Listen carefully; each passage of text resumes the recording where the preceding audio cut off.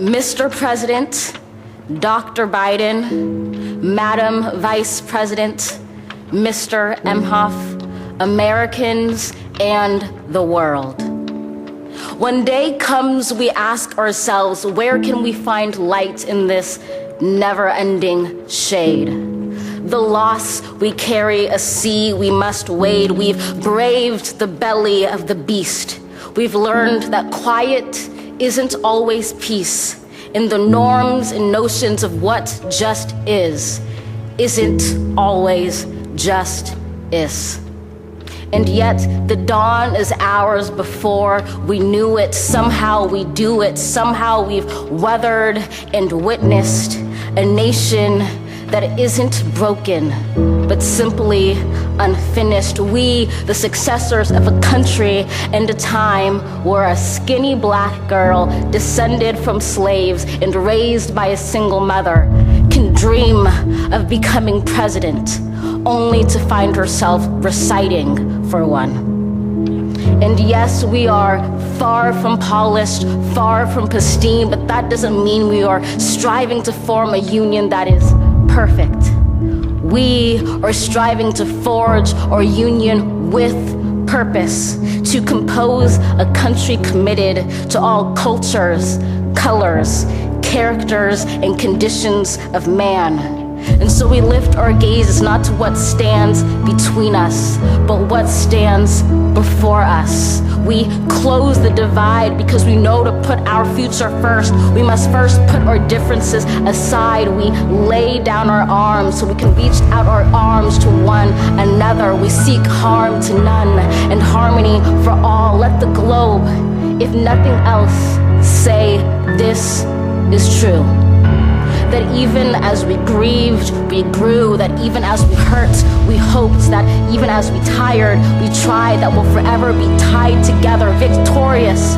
Not because we will never again know defeat, but because we will never again sow division. Scripture tells us to envision that everyone shall sit under their own vine and fig tree, and no one shall make them afraid.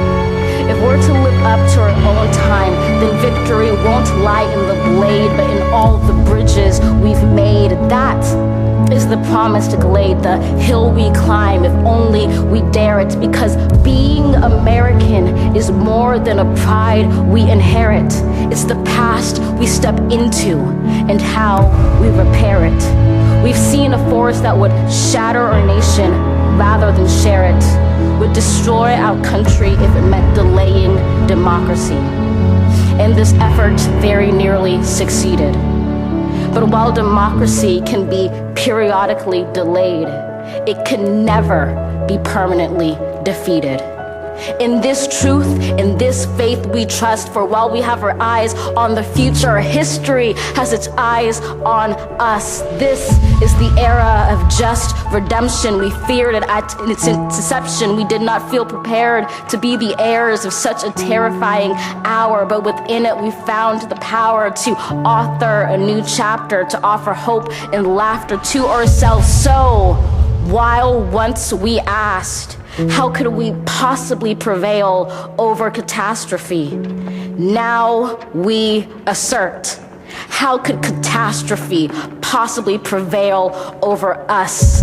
We will not march back to what was, but move to what shall be, a country that is bruised but whole, benevolent but bold, fierce and free. We will not be turned around or interrupted by intimidation, because we know our inaction and inertia will be the inheritance of the next generation. Our blunders become their burdens, but one thing is certain. If we merge mercy with might and might with right, then love becomes our legacy and change our children's birthright.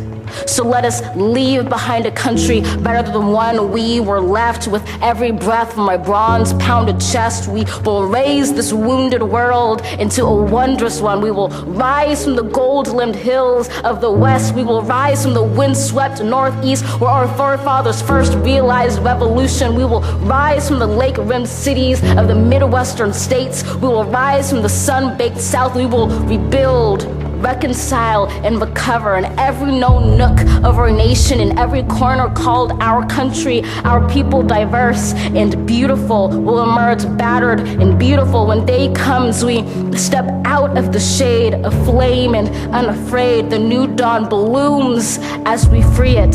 For there is always light if only we're brave enough to see it, if only we're brave enough to be it.